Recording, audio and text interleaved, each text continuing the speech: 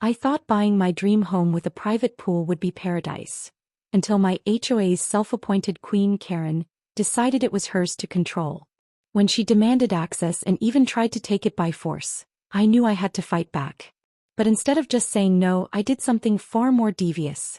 Something that would humiliate her, ruin her reign, and turn my pool into the most exclusive club in town. What happened next? Well, let's just say, Karen never saw it coming. When I bought my dream home, I thought I was escaping chaos. No more shared apartment walls. No more noisy upstairs neighbors stomping around like elephants. No more street parking battles. Just peace, quiet, and my own private pool. A pristine blue oasis in my backyard, perfect for lazy summer afternoons and midnight swims. That dream lasted exactly 3 days. On the 4th day, Karen arrived. I had seen her before.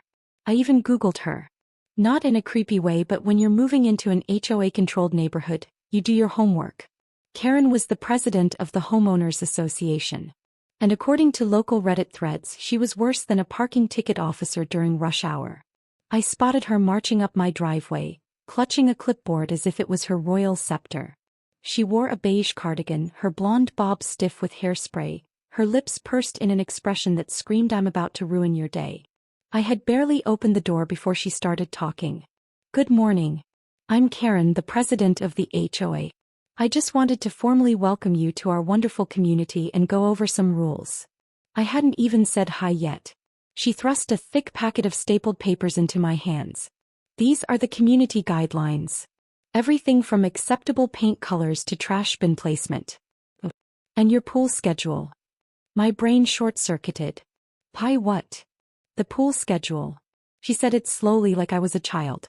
"All pools in our community are considered shared resources. We have designated swim times to ensure fairness." I blinked. Twice. "That's interesting.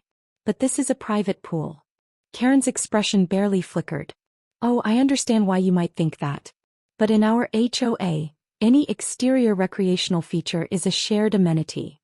I stared at her, waiting for the punchline. None came. "That's not how property ownership works," I said finally. "I paid for this house. The pool is on my land. It's not a community pool." Karen gave me a pitying smile as if I had just admitted I still believed in Santa Claus. "It's all in the fine print, dear. Anyway, we'll just add your pool to the community access list, and I'll let the neighbors know they can start using it this weekend. We usually assign lifeguard duties on a rotating basis." "No." Karen blinked, clearly not used to opposition. I smiled, the kind of tight, forced smile you give when you're about to lose your patience but don't want to go to jail. "This is my pool. I maintain it. I pay for the water. No one is using it but me." Karen's lips pressed into a thin line. "I'll check with the board," she sniffed. "We wouldn't want any misunderstandings." And with that, she pivoted on her chunky beige heels and stalked away. I should have known that wasn't the end of it. The real nightmare started 2 nights later. It was 2 a.m. when I woke up to something strange. A faint, electrical buzzing noise. It wasn't coming from inside the house. More like the backyard. I groggily pulled on a hoodie and stepped outside. The pool lights were flickering. Weird. I checked the breaker but nothing was tripped. Then I saw it. A thick black extension cord running from my backyard into the neighbor's yard. I followed the cord, my pulse quickening. It snaked along the grass under my fence, disappearing into my neighbor's bushes. I climbed up on the fence and nearly fell backward. Karen's yard was lit up like a Vegas casino. A giant inflatable pool, in her yard, was filled with water being powered by my electricity. I stood there for a second, blinking, trying to process the sheer audacity. Then I spotted Karen's husband standing in a robe, casually sipping a drink. He noticed me and gave an awkward little wave. "Hey neighbor," he called. "Great weather, huh?" I pointed at the extension cord. "What the hell is that?" "Oh, that." He rubbed his neck. "Yeah, Karen said you wouldn't mind. Our pool heater's broken and, well, you weren't using the power, right?" I stared at him. Then at the cord. Then back at him. Then I ripped it out of the socket. The lights in Karen's yard immediately died. I heard a scream of outrage from inside her house. Then the back door slammed open. Karen came storming out in full rage mode. "What do you think you're doing?" she shrieked. "What do you think you're doing?" I shot back. "You stole my power?" Karen crossed her arms. It's not stealing. It's community cooperation. You literally ran an extension cord into my yard without asking. She huffed. Well, if you're going to be selfish about it, fine. I'll just have to call the HOA. I barked out a laugh. Call them. Let's see how they react to you stealing utilities. Her face twitched. She knew I had her. I shook my head, disgusted. This is insane. You don't own my pool. You don't own my house. Stay out of my yard. And stay off my electricity. I walked away, slamming my door behind me. The next morning, I woke up to a $250 fine from the HOA for tampering with community utilities. I wasn't just dealing with an entitled neighbor. I was dealing with a full-blown war. The $250 fine from the HOA arrived before my morning coffee. I stared at the notice, still groggy, my brain trying to process the sheer insanity of it. Tampering with community utilities? I wasn't the one stealing power. Karen had been leeching off my electricity to run her inflatable pool. This had to be a joke. I grabbed my phone and fired off a furious email to the HOA board, attaching pictures of Karen's extension cord, her backyard Vegas light show, and my freshly unplugged outlet. I included a polite but firm message. If you're going to find someone, find the person committing actual theft. Also, please explain how my private pool and personal electricity are considered community resources. I'll wait. I hit send, slammed my laptop shut, and waited. That afternoon, I heard the sound of heels clacking up my driveway. I didn't even need to look. Karen. I took a deep breath, opened the door, and there she was. Clipboard in one hand, phone in the other, her expression a toxic mix of smug and condescending. Good news, she chirped.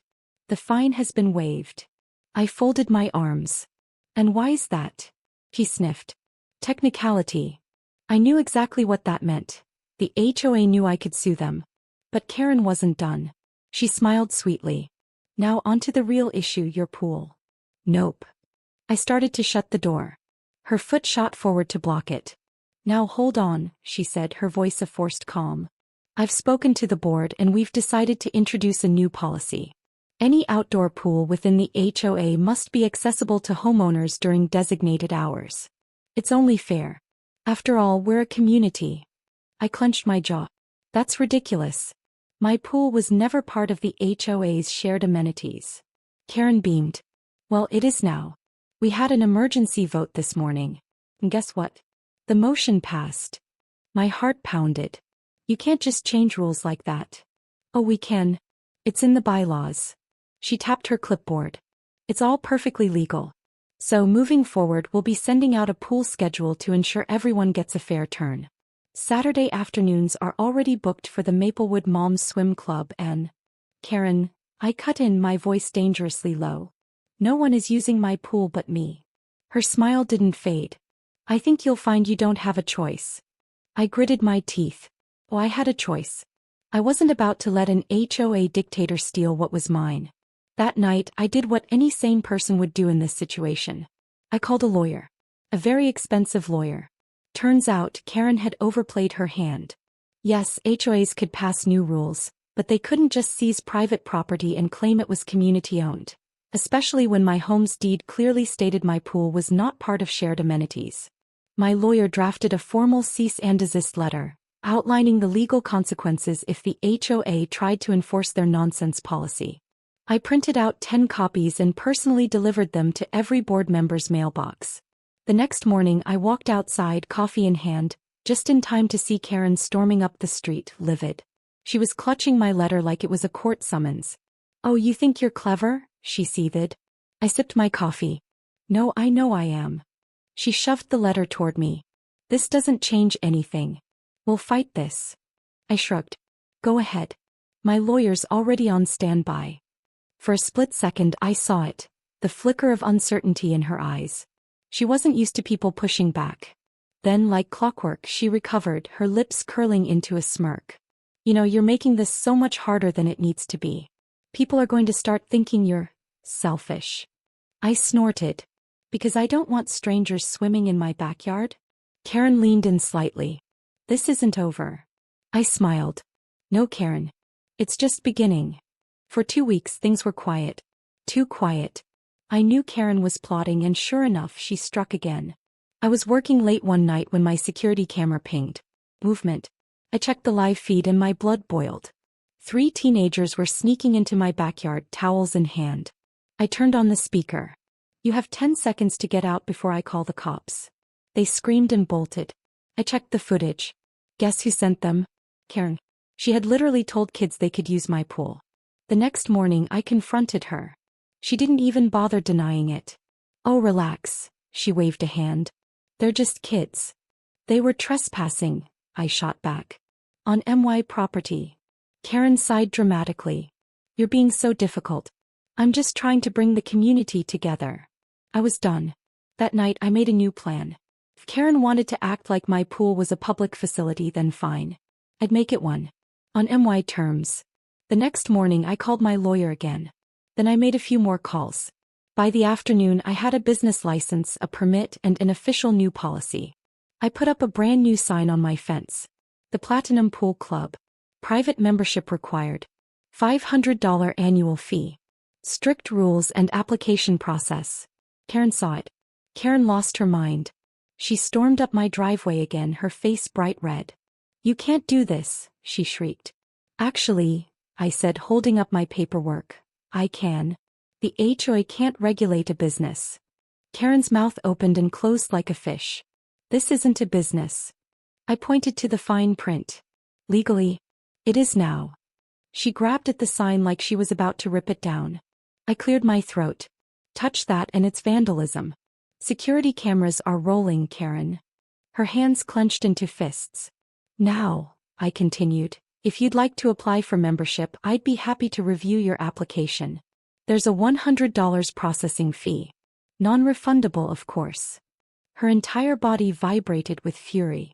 She turned on her heel and stormed off. I smiled to myself. Game on, Karen. Game. For the first time since moving into this neighborhood, I was winning. Karen had spent weeks trying to turn my private pool into a public one, but now, thanks to a well-placed business permit and a little legal judo, it had become something even worse in her eyes. A private club that she had absolutely no control over.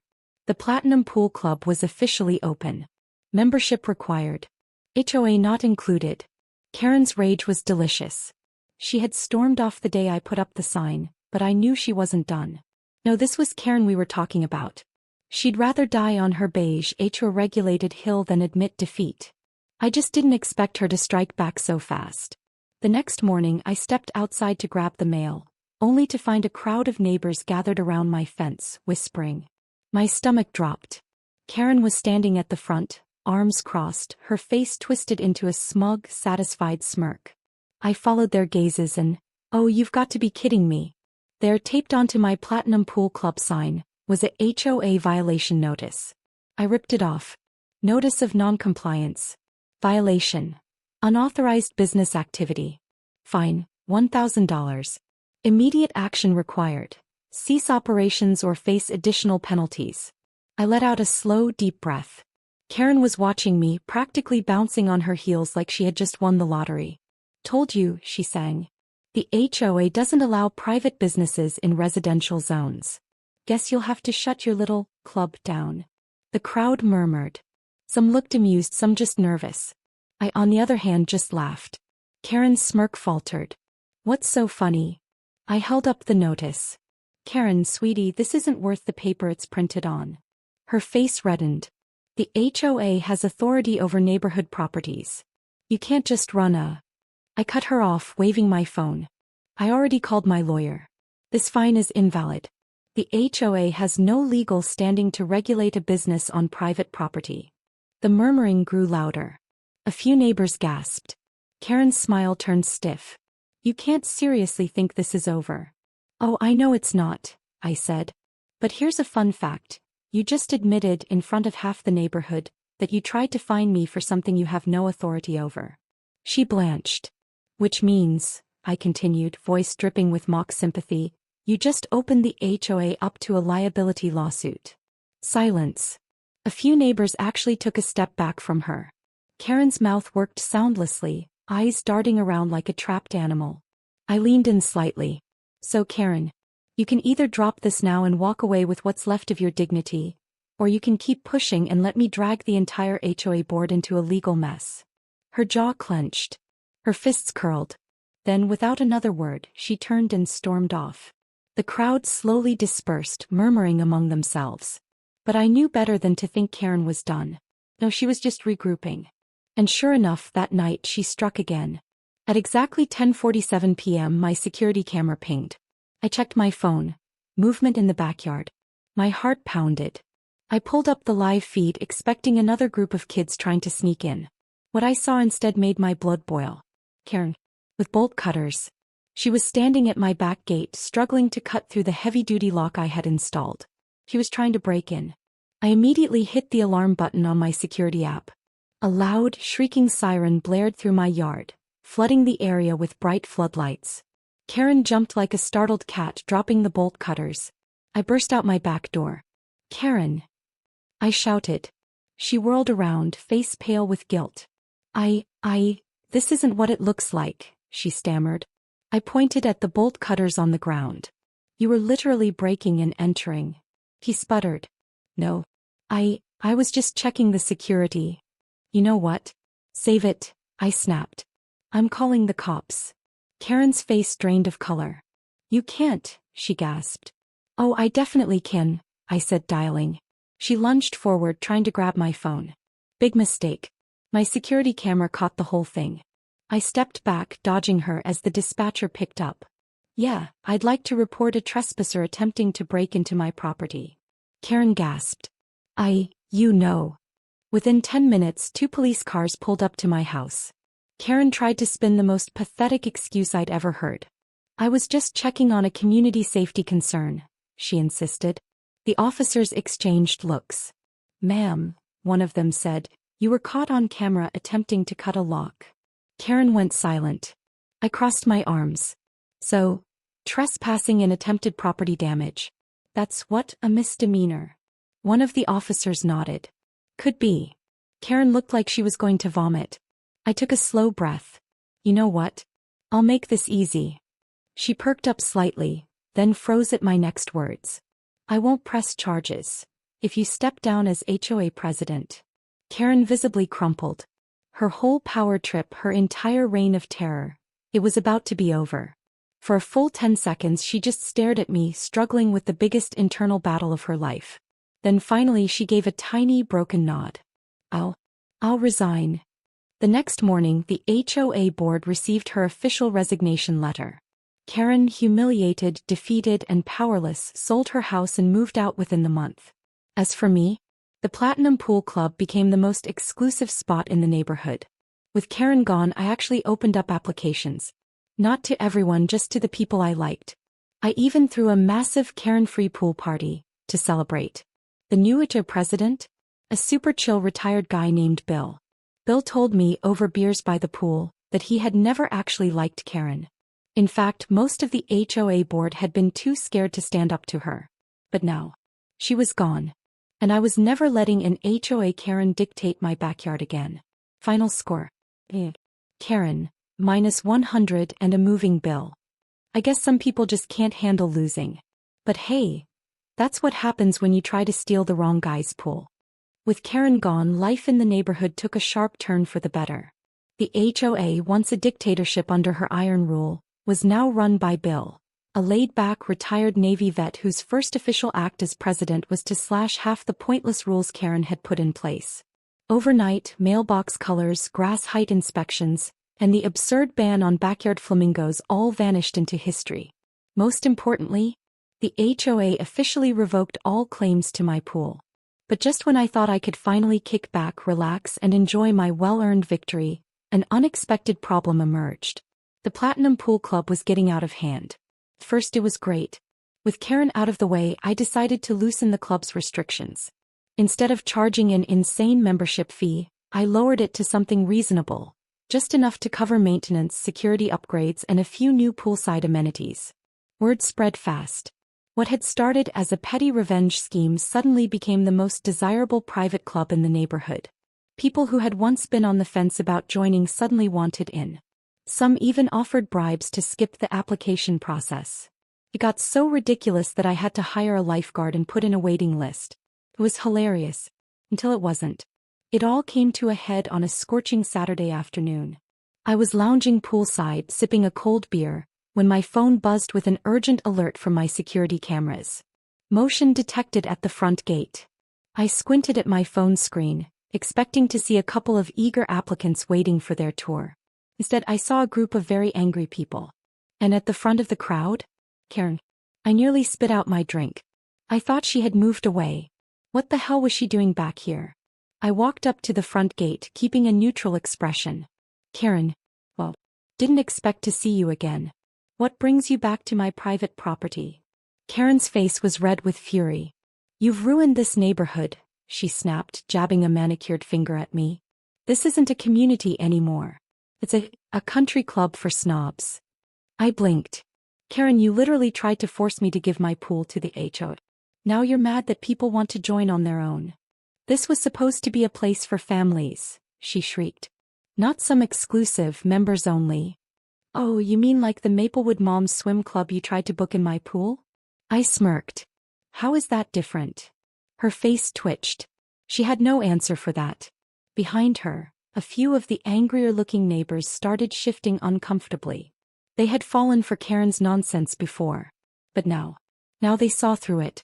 One of them, a middle-aged guy in a faded golf polo, cleared his throat. Karen, didn't you literally move out? I still have friends here, she snapped. And they told me how this place has gone downhill. Another neighbor, an older woman named Margaret, crossed her arms. Actually, Karen, things have been a lot better since you left. Karen froze. Margaret continued, her voice calm but firm. People aren't getting fined for nonsense anymore. We can actually make decisions for ourselves. And newsflash, no one is being forced to join the pool club. They're choosing to. A few neighbors nodded. Karen looked like she had just swallowed a lemon. Then she turned back to me. This isn't over, she hissed under her breath. I sighed. Karen, I don't know how else to say this, but it really is. She clenched her jaw so hard I thought her teeth might shatter. Then, without another word, she spun on her heel and stormed away. I watched her go, shaking my head. Some people just don't know when to quit. Margaret chuckled. She's probably going to try to start an HOA in her new neighborhood. I feel bad for them already. We shared a laugh, then I returned to my drama-free paradise. Karen was gone for good. With the neighborhood finally at peace, the Platinum Pool Club entered a golden age. I made a few upgrades, a new sound system, an outdoor bar, and a VIP seating area for members who had been there since the beginning. And yes, I kept the membership waiting list. Not to be elitist, but because I liked watching people beg to get in after siding with Karen. Poetic justice. A year later, I got a letter in the mail. From Karen. I stared at the envelope for a solid minute, debating whether to burn it or frame it. Curiosity won. I tore it open. Dear, unfortunately, my former neighbor. I hope you're proud of yourself. You've turned what was once a beautiful cooperative neighborhood into a commercial nightmare. I moved to a new HOA where people respect the rules, but I still hear about the outrageous things you've done. I don't know how you sleep at night knowing you've ruined everything. Enjoy your little empire while it lasts. Because one day, you'll regret it. Karen. I stared at the letter. Then I burst out laughing. He was still mad. A whole year later. I took a deep breath, shook my head and tucked the letter into a folder labeled Karen's Greatest Hits. Then I stepped outside, stretched and walked over to my thriving pool club. Margaret was already there, sipping a margarita under a cabana. Bill was manning the grill. The whole place was buzzing with relaxed, happy neighbors. I smiled. Regret it? Not a chance. Some people lose, move on and learn from their mistakes. And then there are Karens. But me. I was winning. And I had a perfectly private pool to prove it. Final score. Me 1,000. Karen, still mad. Some victories. They just keep getting better with time. If you enjoyed this wild ride of HOA chaos, revenge and sweet, sweet justice, don't forget to like, comment and subscribe for more insane entitled people stories. Got a Karen in your life? Ever had to outsmart an HOA nightmare? Share your best revenge stories in the comments. I'd love to hear them. And hey, if you love a good petty victory as much as I do, hit that notification bell so you never miss a new upload. Until next time, stay smart, stay petty and never let a Karen steal your pool.